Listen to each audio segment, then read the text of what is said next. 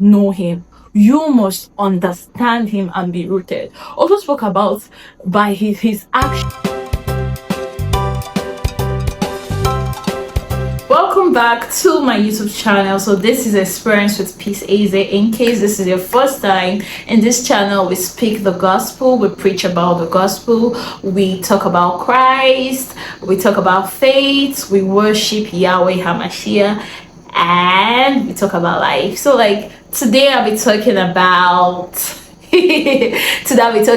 who is a leader. So basically I have made 2 videos. I'm going to link them up. So this is going to be the last video, and the Bible verse today is going to be 1 Timothy 3. It's still the same thing anyways. So like in the previous video I was talking about Joseph, how Joseph had to go through processes, before he became a prime minister, a leader basically. So like being a leader has a lot of responsibilities. Now there's this saying that if you want to be a leader, you have to serve others. You're like, it's not like a servant, but basically you have to serve for people to serve you. Yeah. So like I use Joseph as an example because he went through different scenarios that will like basically speak about who a leader will be. Now in 1 Timothy 3, earlier when I spoke about a leader should not be someone who loves money in the sense that you can sell the gospel for money.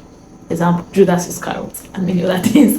But like we're just trying to say that even though the money will come, let it not be something that will sway you away from the first calling that God has called you for. Also spoke about a leader that, let's say you want to be a leader in the sense a pastor, a deacon. Like you must not be a pastor for you to be a leader in his church. Maybe you are in the protocol department, choir, every single person, people are looking up at you, but you don't know.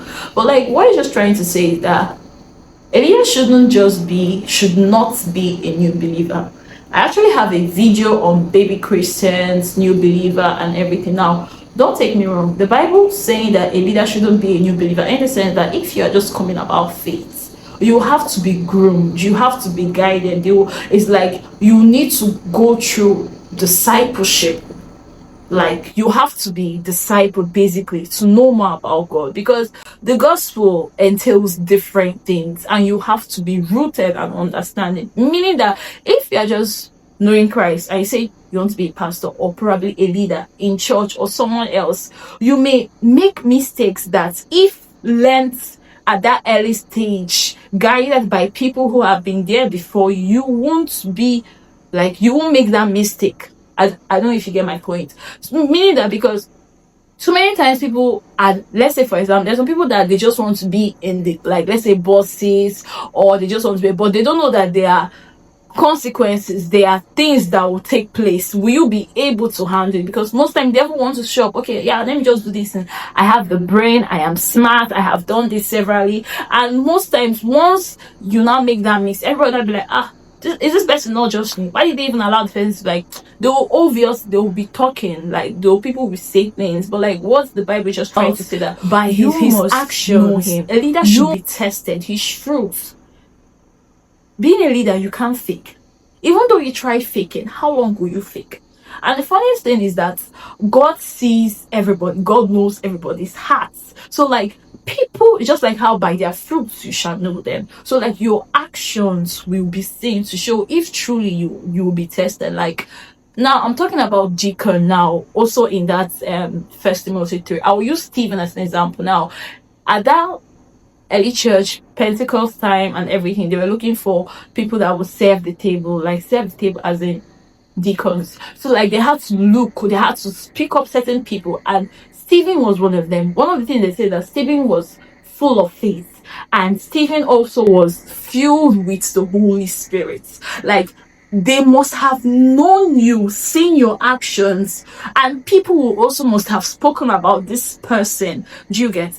And also spoke about your wife, that's the leader's wife, or like the person that will be in church. Let's say if you're not married, but basically let your wife be faithful to you. You be faithful too. The leader too should be faithful to their wife. The wife and the children should also respect the leader, that is their husband. My meaning that The Bible spoke expressly well that you must know how to manage your home. Because if you don't know how to manage your home, and you're now coming to manage the church of the living God, how? Like, basically, the church is a family, a group of different people. So, like, you must first know how to manage the issues at home. You must first know how to do it well, the right way, the honest way, and not just not doing it well at home. You now want to now fake everything. No, that one day the casala will break, meaning that everything will be exposed one day. So, like, that's just what it's just trying to say. Sorry for that word I used. So then also spoke about how the leader must be accustomed to the mystery of faith. Now, Paul said these things because Paul actually wanted to come to the people, to Timothy, to explain this thing, but I felt like this was the time. I'm not so sure. I think he was held back, or this was the time when he was in the prison or so. So, like, he said all this and now said that everything the leader must do, or we all as believers, we should do these things to know how we may act. You may not be a leader, you may be someone that is just serving God and love God.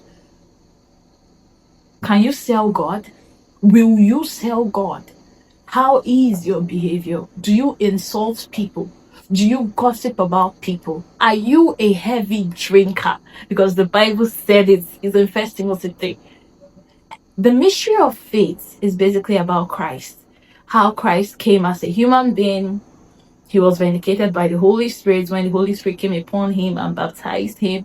Spoken about how he was seen by angels. Also spoke about how he was preached to the whole world and he was taken to heaven. Basically, we are sending these messages to people to know God, to love God, to understand Him, to know how. And again, we are prototypes, like we are followers of Jesus. So let our life be like Him. So these are all the things I'm gonna say. So, like, I remember I said I had 2 other videos, so that you can always go back to, like, understand the very first thing and the second thing I said. And I really hope you were blessed. So, like, if you were blessed, please like, subscribe, and comment, and please share. Thank you so much. See you in my next video.